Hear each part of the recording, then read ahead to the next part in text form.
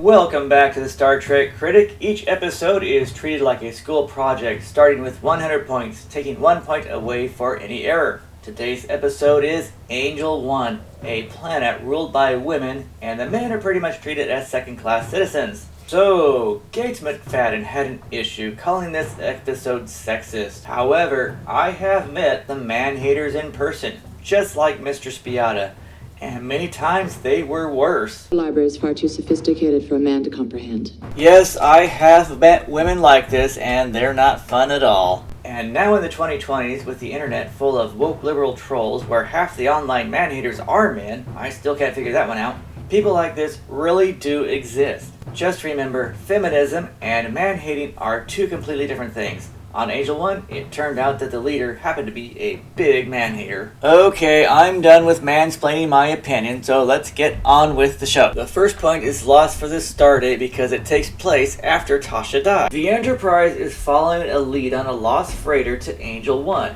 However, that means the star's name is Angel, and this is the first planet orbiting. Like Earth would be Sol 3, so minus 1 point since Angel 1 is the name of the planet. A world dominated by women would not call their planet Angel or Amazonia since it would attract men seeking angels or Amazons, and the women of this planet have no interest in outside contact, so minus 1 point. If the planet was called Angel or Amazonia, they were probably luring gullible men in for the kill.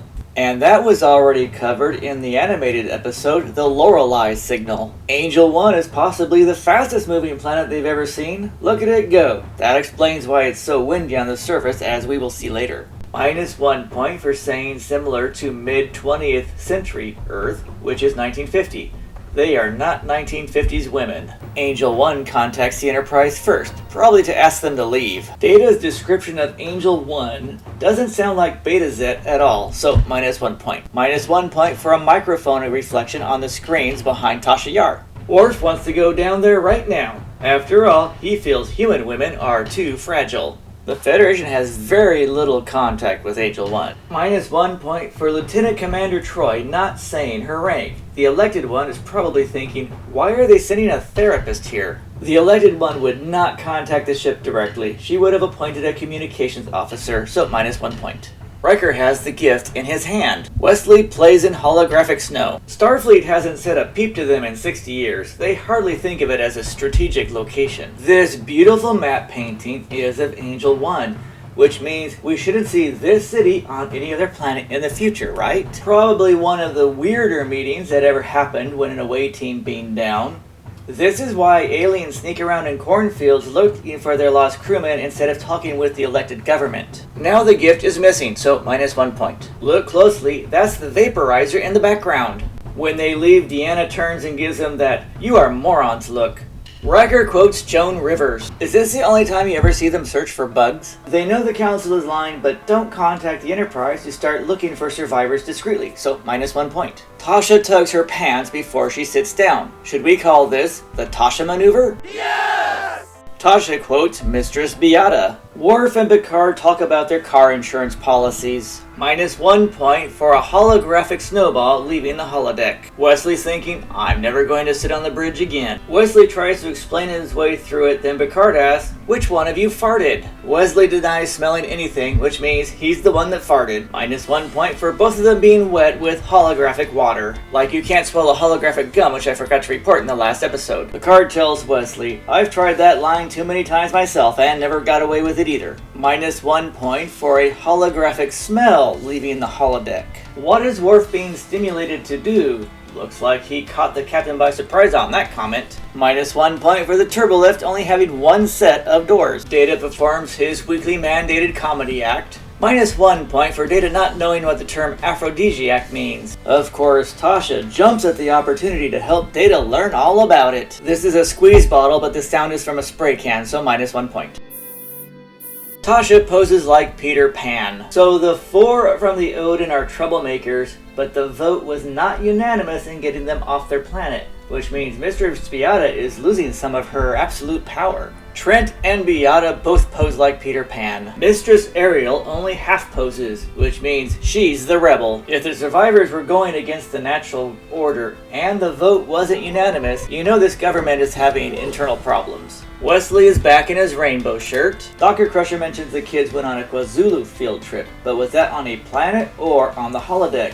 The way the show is set up, it seems like the holodeck created the virus, which is impossible, so -1 point. -1 point for not immediately ordering the crew to put on masks and gloves. A virus on a ship will jump to everyone faster than anything. They should know that by now. But oh no, she's still running tests, so don't do anything yet. Trent thinks he's in charge. Yeah, I got bad news for you, Trent. Riker and Data try to gossip without the women in the back hearing what they're saying. Mistress Beata really knows how to piss off Commander Riker. Or is that just some sexual attraction going on? Data makes his move thinking, oh, she probably likes the battery-operated ones instead. Beata says, oh good, you can teach the men what we all like to make us happy. She says, Trent, see to the android's needs. And Trent is like, just what kind of needs are you talking about? Geordi says, I'm number 1. This is a nice shot of Angel 1 at night. For Beata constantly talking down to Riker, he is quick to change into that love slave outfit he's ordered to change into just for her, so -1 point. Tasha is right, he's just putting the pajamas on to get laid.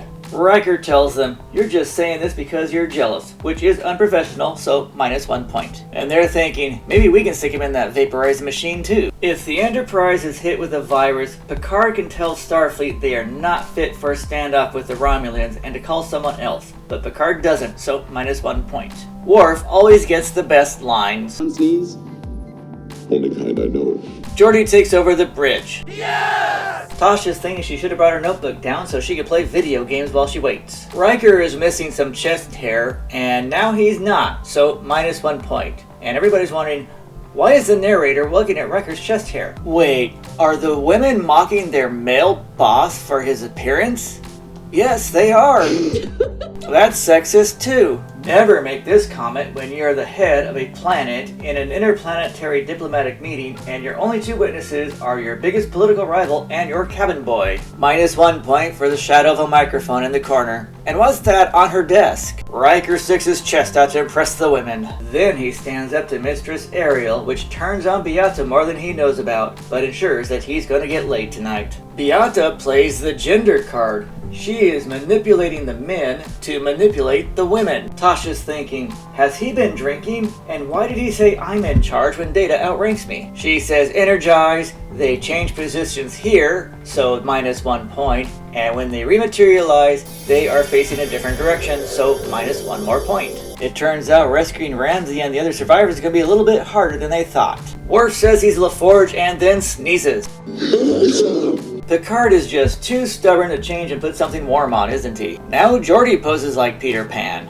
And he's the only one left on the bridge. Beata has the same pickup lines as creepy old men. Look closely, she puts the glass in someone's hand, so -1 point. But I would love to have that lamp. Did you ever feel like you're watching some horrible daytime soap opera? So the diplomatic gift is a giant glass egg that lights up, and she's way too excited about it. This is what she's really thinking. If you make love to me, I've always wanted to make love with an alien. Ramsey says the women are tall, strong, and lovely.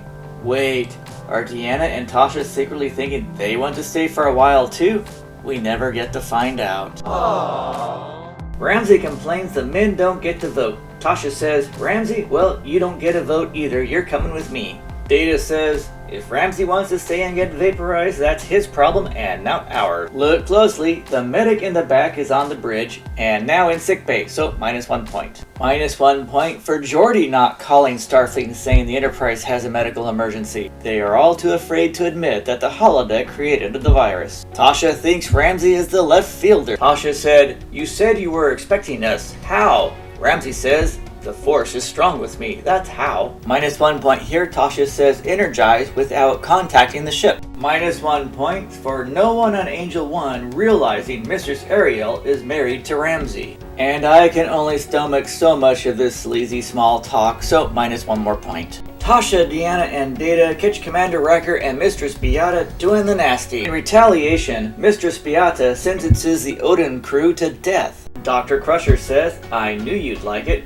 What have they been doing? -1 point for sleeping naked when you're sick as a dog. -1 point for hand-feeding Picard soup. He's not an invalid. -1 point. All the sick patients would have smelled like the virus. There were at least 300 of them. Dr. Crusher should have known this already. Commander Riker is leaning on the vaporizing machine. It would have been covered so no one would accidentally fall through, so -1 point. Ramsey blames the Enterprise crew even though he's married to one of the mistresses. They would have found them years ago, but Beata wants to show her strength in front of Starfleet. She's gonna be in a lot of trouble tomorrow if this doesn't go her way. They claim to be an advanced society, but they use paper. Riker changed out of the pajamas. He's withholding sex in retaliation. She's like, seriously?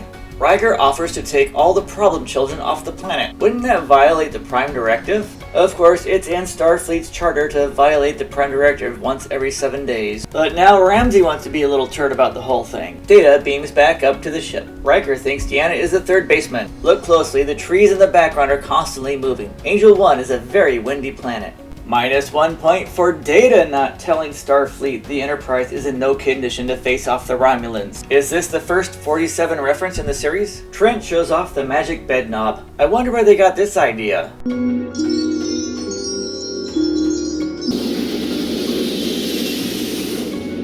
Riker's thinking, wait, we were just leaning on that and nobody told me? Riker now mansplains to the man-hater. How can she handle listening to this male nonsense without throwing up?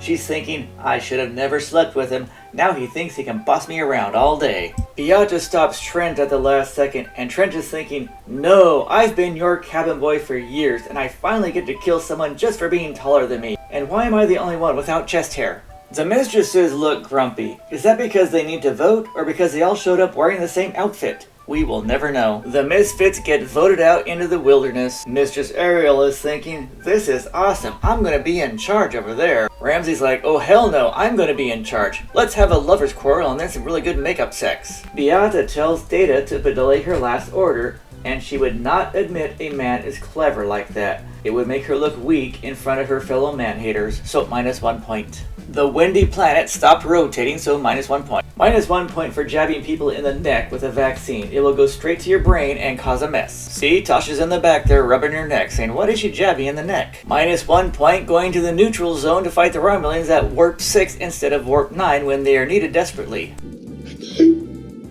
Picard loses his voice and the show ends on a happy note, except Wesley had less than 5 lines, so -1 point for that. So, who were the angels?